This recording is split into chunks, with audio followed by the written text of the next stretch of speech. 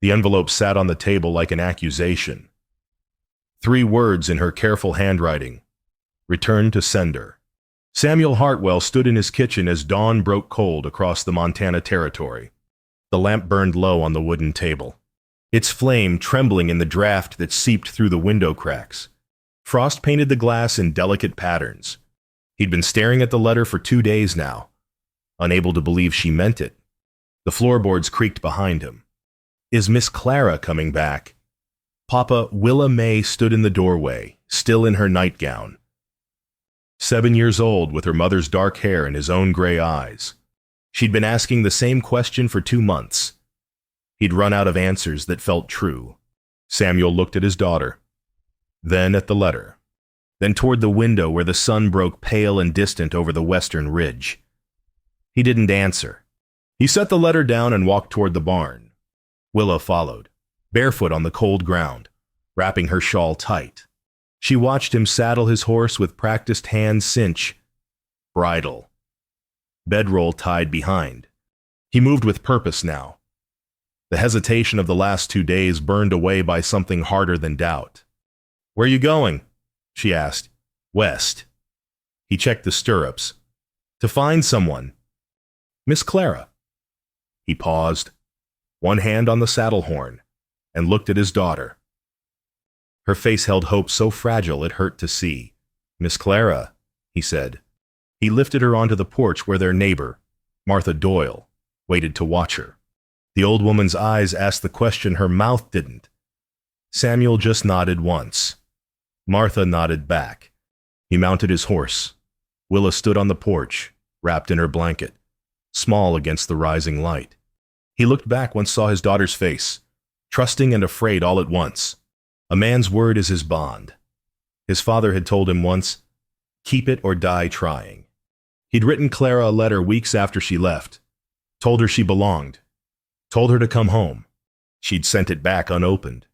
Those 3 words written across the seal in ink that might as well have been blood. But a man's word was his bond.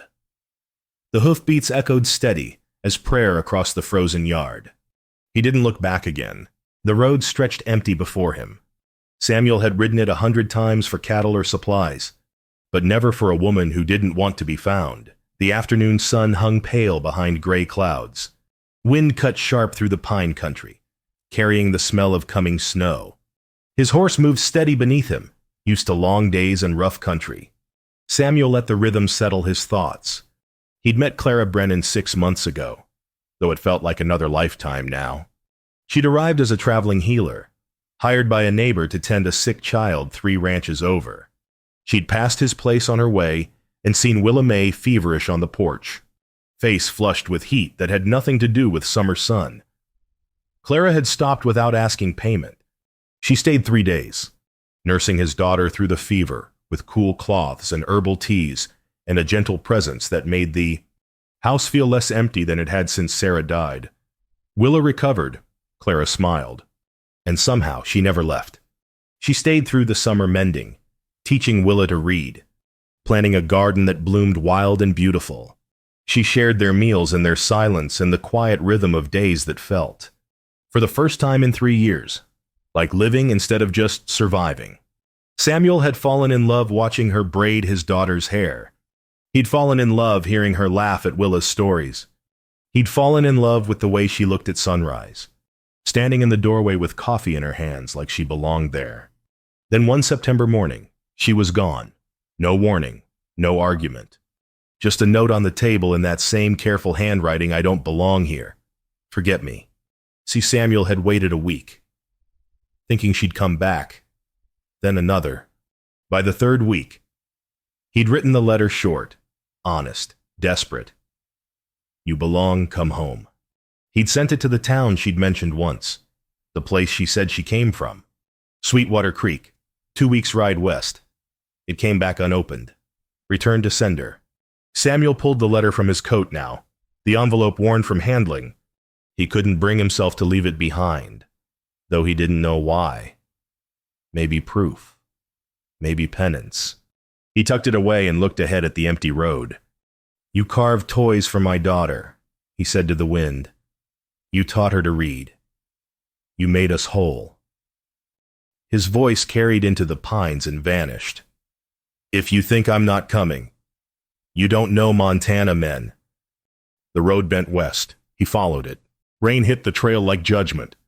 3 days into the journey, Samuel woke to gray skies and a wind that promised storms. By noon, the promise delivered. Water fell in sheets, turning the mountain pass into a river of mud. He dismounted and led his horse carefully through terrain that could kill them both if he wasn't careful. His coat soaked through within the first hour. Cold seeped into his bones. Progress slowed to a crawl. By late afternoon, he found an overhang barely shelter, but enough to keep the worst of it off. He tied his horse and crouched beneath the rock, water dripping from his hat brim, hands numb. This was foolish. 2 weeks of hard riding for a woman who'd made her feelings clear. She didn't want him, didn't want his daughter, didn't want the life they'd offered. Maybe I should turn back. The thought came quiet and reasonable. He had a ranch to run, a daughter who needed him, responsibilities that didn't include chasing ghosts across the territory. He reached into his saddlebag for jerky, and his hand found something else. The wooden horse. Small, intricate, carved with a skill that spoke of patience and love. Clara had made it for Willa May. Sitting by the fire one evening with a piece of pine and a small knife. She'd worked for 3 nights, shaping ears and mane and hooves with careful precision. Willa had cried when Clara gave it to her, when Samuel had saddled up to leave.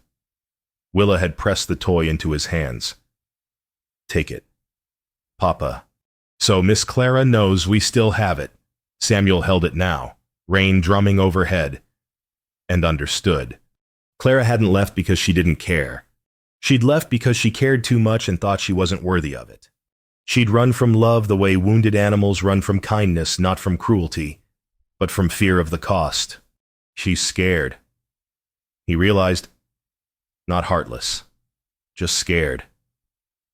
The rain didn't matter. The cold didn't matter. The miles ahead didn't matter. He mounted his horse again, tucking the toy carefully into his coat pocket. "The land don't lie, neither should a man," he muttered, the words his father had taught him. Words he'd lived by all his life. "I'm coming. Clara, ready or not?" Lightning split the sky ahead. Thunder rolled after. He rode toward both. The trading post appeared like Providence, one light burning steady against the coming dark. Samuel had been riding 7 days. The storm had passed, but it left him hollow and aching, the kind of tired that settles into bones and doesn't leave. When he saw the lamplight glowing through the dusk, he nearly wept with relief. The building was small log walls, a porch sagging on one side, smoke rising from a stone chimney. A painted sign read, "Hail Trading Post," in letters worn almost to nothing. Samuel dismounted and tied his horse beside 2 others already there. The door opened before he could knock. An old woman stood in the frame, small and sturdy, with white hair pulled back and eyes that missed nothing. "Storm's coming," she said. "You'll want shelter." It wasn't a question. "Yes, ma'am." Samuel said, "I'd be grateful." "Then get in here before you freeze." Inside. Warmth hit him like a physical thing. A fire crackled in the hearth. The room smelled of coffee and venison and wood smoke. An old man sat by the fire, weathered as driftwood, with a long beard and hands that had worked a lifetime. "Walter," the woman called. "See to his horse." The man stood without complaint and headed outside. The woman pointed Samuel toward the fire. "Sit. I'm Helen Hale. That's my husband. You'll eat and sleep here tonight. No argument." Samuel wanted to protest, but his body had other ideas. He sat. She brought him coffee in a tin cup, then a bowl of stew that tasted better than anything he'd had in a week. Walter returned, shaking rain from his coat. "Good horse you got, fed and watered." "Thank you," Samuel said. They ate in comfortable silence for a time. Then Helen asked, "Where you headed with such determination?" Samuel hesitated, then told them, The whole story, Clara. The letter. The 2 weeks of riding. He didn't know why he was telling strangers, except that Helen's eyes were kind, and he was too tired to lie. When he finished, Walter nodded slowly. The land don't lie. Neither should a man. You're doing right. Helen leaned forward. Women carry shame we don't deserve. Someone hurt that girl long before you knew her, told her she wasn't enough. Sometimes a man's got to ride clear across the territory to tell her the truth. What'll you say when you find her? Helen asked. Samuel thought about it. That she belongs... That we're waiting. That love don't quit just because someone's scared. Walter smiled into his beard. That'll do. That'll do just fine. Samuel left at dawn. Helen packed extra provisions, pressed them into his hands. For when you bring her home, she said. Not if. When. The blessing warmed him more than the fire had. He rode into the day with her words following. The next storm hit an hour later, rain and wind and cold that cut through everything. He didn't slow down. The line shack leaked in 3 places. Samuel didn't care. He was out of the storm, and that was enough. He built a small fire, tended his horse in the attached lean-to, then sat alone with the sound of rain hammering the roof. 10 days on the trail now. 3 more. If the weather held and his information was right, 3 more days to Sweetwater Creek. He pulled the letter from his coat. The paper had softened from handling, the ink beginning to blur at the edges. He'd read it 100 times since she'd sent it back, but he read it again now, speaking the words aloud to the empty room. Clara, Willa asks for you every night. I tell her you had to go, but I don't believe it. I think you're scared. I think someone told you once you weren't enough. They lied. Come home. We're waiting. Samuel. His voice was the only sound besides the rain. He folded the letter carefully and tucked it away. 3 more days. He'd make it. Had to. 200 miles west, in a small room above a boarding house in Sweetwater Creek. Clara Brennan sat by lamplight and sewed. Her hands moved with practiced precision, stitching a hem on a dress she'd been hired to mend. The work was steady if not fulfilling. She'd been in Sweetwater Creek for 2 months now, living quiet and small, speaking to no one of where she'd come from or why. The room held almost nothing. A bed, a table, a chair, her sewing basket. She'd learned long ago not to accumulate things that would be hard to carry when it was time to leave, because it was always time to leave. Eventually, she set down her sewing and picked up the blue ribbon lying beside her work. Willa May had given it to her the morning before she left, pressed it into her hands with small fingers and eyes that trusted absolutely. So you don't forget me, Miss Clara. As if she could forget. Clara held the ribbon and felt tears slide hot down her face. She'd been crying more lately. Not loud, dramatic crying, just this quiet leak of grief that came at night when there was no one to see. A knock at the door made her jump. Clara, Mrs. Agnes Brennan, her landlady. You all right in there? Clara wiped her face quickly. Yes, ma'am, I'm fine. The door opened anyway. Agnes was 60-something, kind but no nonsense, with gray hair and eyes that saw too much. She looked at Clara's face and frowned. You're crying again. I'm fine. Clara repeated. Agnes sat uninvited on the edge of the bed. You've been here 2 months, and I've seen you cry more nights than not. That's not fine. Clara looked away. It's nothing. Nothing don't make a woman cry like her heart's breaking. Agnes paused. You left someone, didn't you? Someone who mattered?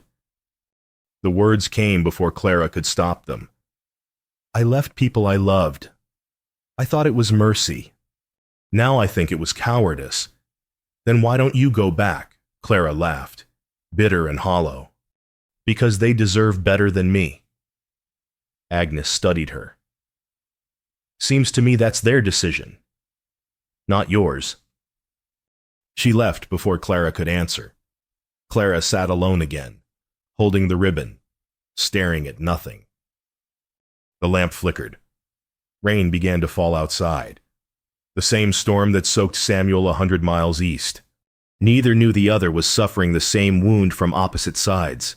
Neither knew the distance between them was shrinking with every mile. But the rain knew. And the road knew. And dawn would come regardless. Sweetwater Creek wasn't much one street. 2 saloons, a church, a handful of shops. But Clara was here. And that made it everything. Samuel reached the town at midday, 2 weeks after leaving home.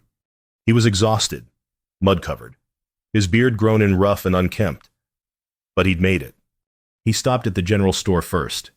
The shopkeeper, a thin man with spectacles, looked him over with the wariness reserved for strangers. "I'm looking for someone." Samuel said, "A woman, Clara Brennan. Dark hair, quiet, probably keeps to herself." The shopkeeper's expression shifted slightly. "I know her. Seamstress. Rents a room at Mrs. Brennan's boarding house. Down the street. White building." Samuel's heart hammered. "Thank you." He stood outside the boarding house for a long moment, trying to steady his breathing. 2 weeks had led to this. Everything led to this. He climbed the steps and knocked. The woman who answered was older, gray-haired, with sharp eyes that assessed him immediately. "Help you? My name's Samuel Hartwell," he said. "I'm here to see Clara Brennan. Tell her I rode from Montana." The woman, Mrs. Brennan. He assumed studied him a moment longer, then nodded. "Wait here." She disappeared inside. Samuel stood on the porch, hat in hands, trying not to hope too hard. 5 minutes passed. They felt like hours. Mrs. Brennan returned. Her expression told him everything before her words did. "She says to go home. She won't see you." The words hit like a fist. Samuel stared at her, disbelieving. "She won't see me." That's what she said. "But can I—" his voice cracked. "Can I just talk to her just for a moment?" Mrs. Brennan's face softened slightly. She glanced back toward the stairs, then at Samuel. When she spoke again, her voice was gentler. "She's crying up there. Has been since I told her you came. That's not a woman who wants you gone. That's a woman who thinks she doesn't deserve you to stay." Samuel looked up at the second-floor windows. One showed lamplight flickering. A shadow passed across it, brief, unmistakable. His heart broke and mended in the same moment. He walked down the steps slowly, stood in the street beside his horse. He could leave, ride home, respect her wishes. He looked up at her window again. Then he sat down on the boarding house steps. Mrs. Brennan opened the door. "What are you doing?" Samuel looked at her steadily. "Waiting. For what?" "As long as it takes." She studied him a long moment, then nodded once and went back inside. Samuel settled against the railing. The sun moved across the sky. People passed, gave him curious looks, moved on. He didn't care. Around midnight, Mrs. Brennan brought him coffee. Around 2 a.m, she brought a blanket. He accepted both gratefully but didn't move. The lamplight in Clara's window never went out. She wasn't sleeping either, and so he waited. The stars wheeled overhead, indifferent and cold. Samuel waited anyway. He'd been sitting on the boarding house steps for 6 hours now. His back ached. His legs had gone numb. The night air cut through his coat with edges sharp enough to draw blood. He didn't move.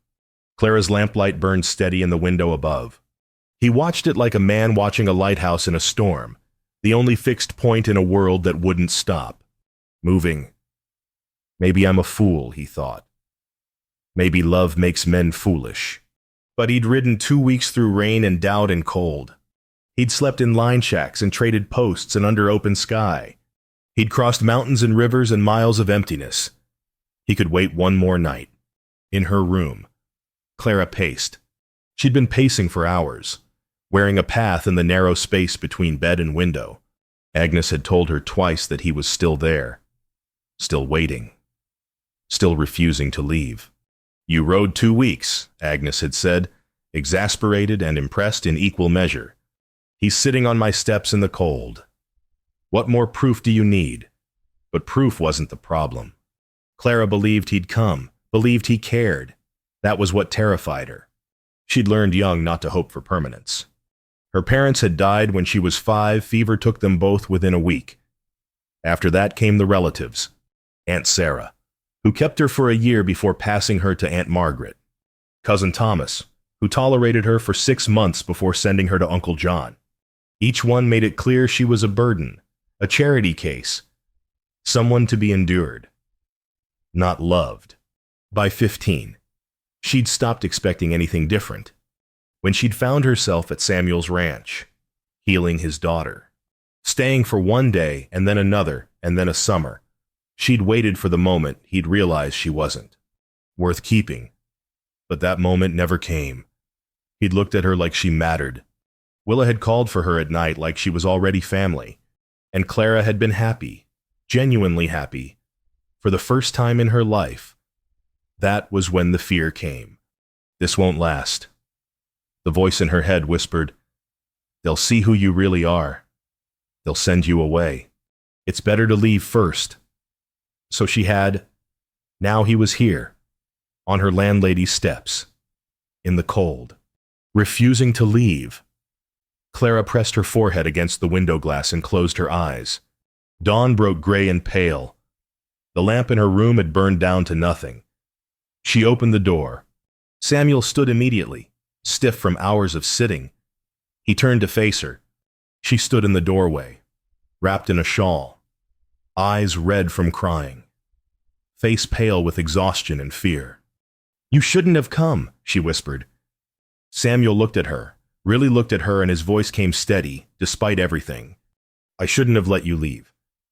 Silence stretched between them, electric and full of all the words they hadn't said. 2 weeks of rain. 2 months of loneliness. Years of wounds that had nothing to do with each other, but everything to do with why they were standing here. Now, I'm not... Clara's voice broke. I'm not what you think I am.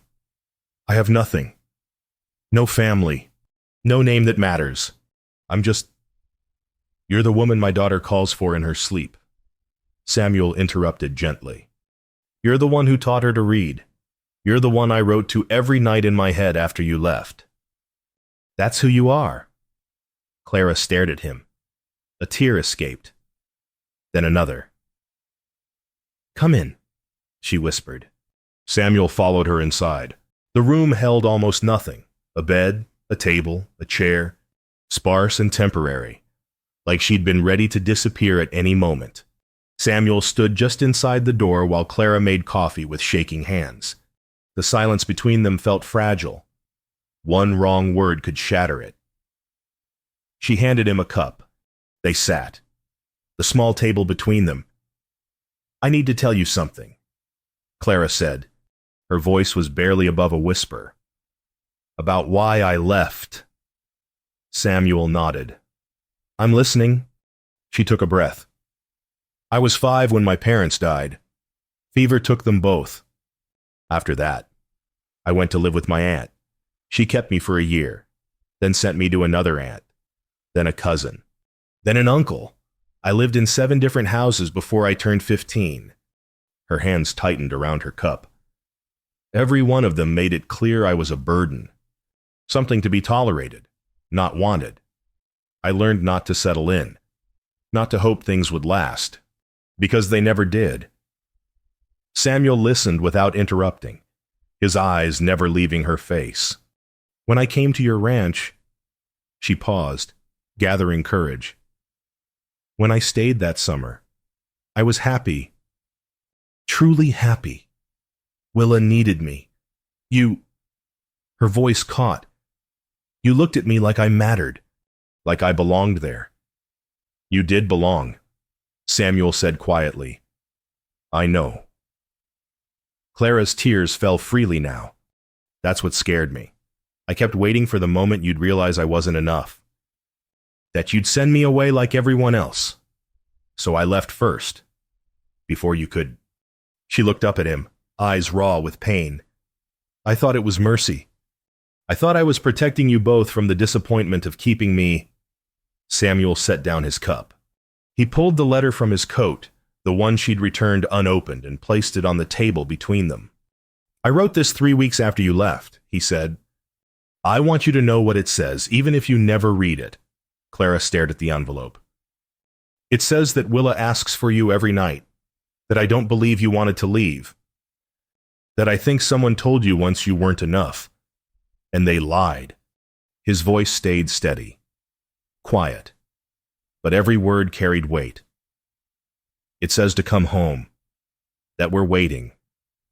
He reached into his other pocket and pulled out the wooden horse, the one Clara had carved for Willa May. He set it beside the letter. She made me bring this, said you'd know we still have it. Clara broke. She covered her face with her hands and wept deep, shaking sobs that she'd been holding back for months. Samuel moved around the table and knelt beside her chair. He didn't touch her, just stayed close while she cried out years of grief and fear. When she could breathe again, she looked at him through her tears. What if I fail you? She whispered. Then we'll fail together. Samuel said, but I don't think you will. What if Willa forgets me? She asks about you every single night. She's not forgetting. He paused. Neither am I. Clara looked at the toy horse. The letter. This man who'd ridden 2 weeks through storms to tell her she belonged. She reached across the space between them. Her hand found his. She didn't speak. Didn't need to. The yes was in her touch. Samuel's fingers closed around hers, gentle and sure. Come home, he said. Clara nodded. Yes, 2 horses side by side on the morning road. The journey that began alone would end together. They left Sweetwater Creek at dawn. Agnes Brennan stood on the porch, arms crossed, watching them prepare to ride. She'd packed provisions the night before: bread, dried meat, coffee, and refused payment. Go on, girl, Agnes said to Clara. Love like that doesn't wait forever. And he already proved he'll wait as long as you need. Clara embraced her, the only friend she'd had in her exile. Thank you, she whispered. Agnes patted her back. Write to me when you're settled.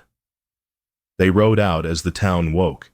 Samuel on his gelding, Clara on a mare Agnes had insisted she take. The morning air was crisp and clean, autumn giving way slowly to winter, but not yet cold enough to bite. The trail east felt different than the trail west had. Samuel had ridden to Sweetwater Creek in silence and doubt. They rode home in conversation in something that felt remarkably like joy. Clara asked about the ranch, how many head of cattle, what the neighbors were like, whether the garden had survived without her. Samuel answered each question, watching her face come alive with interest. She laughed at his story about the rooster that terrorized the barn cat. The sound made his chest ache in the best way. I forgot how that sounded, he said. What? You laughing? She smiled at him, shy and genuine. I forgot too. They made camp the first night beside a creek. Samuel built a fire while Clara unpacked the food Agnes had sent. They ate quietly, watching stars emerge overhead. Do you think Willa will be angry? Clara asked. That I left. Samuel considered it. She'll have questions, but she's 7. She forgives easy, especially people she loves. Clara stared into the fire. I love her too, so much it scared me. I know, Samuel said. That's why I came looking. The second day, they passed the line shack where Samuel had sheltered during the storm. He pointed it out, told her about waiting out the weather, about the moment he'd found the wooden horse in his saddlebag, and understood why she'd left. I want to meet them, Clara said. Walter and Helen, the couple who blessed your journey. We will, Samuel promised. We've got time now. The promise settled between them, casual but profound. Time. Future. Days that stretched ahead without fear of ending. The third day brought them over the final ridge. Samuel's ranch spread below the house. The barn. the corrals and pastures he'd built with his own hands. Smoke rose from the chimney. Martha Doyle was still there, watching Willa. Clara's breath caught. I'd forgotten how beautiful it was. It's better with you in it, Samuel said. They rode down together. The front door opened.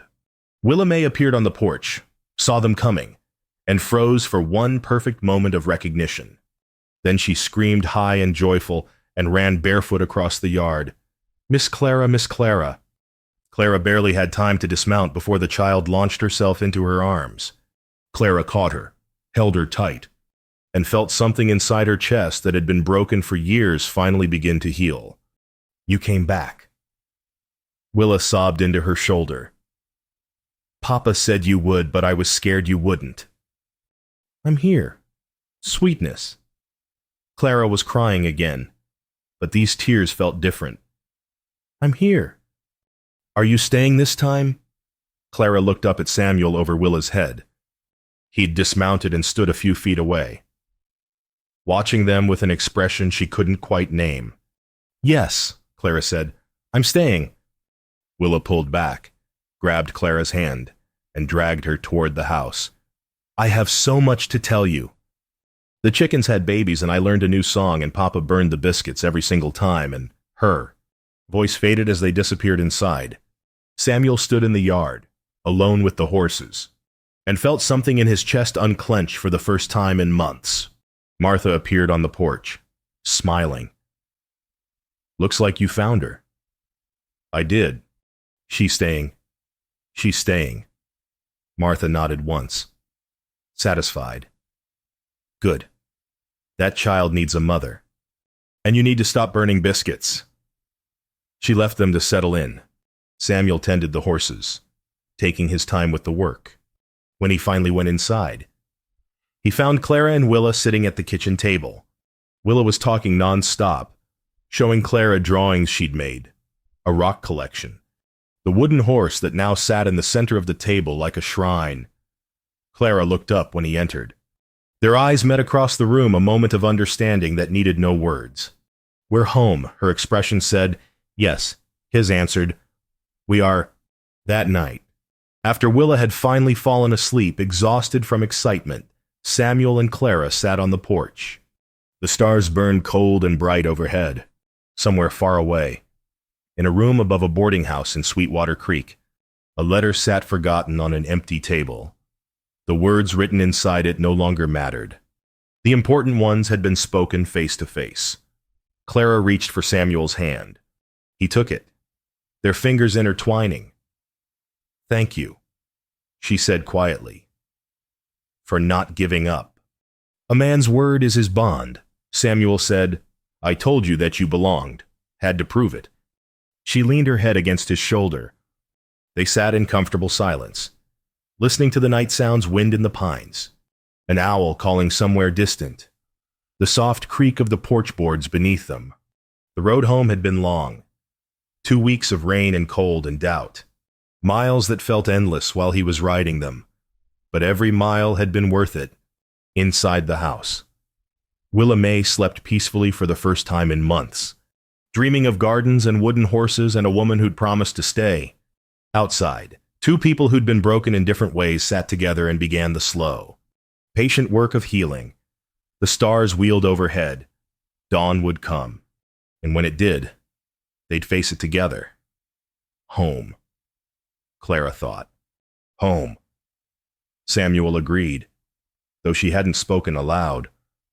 The words settled between them like a prayer answered, like a promise kept, like the first warm breath of spring after the longest winter. Home.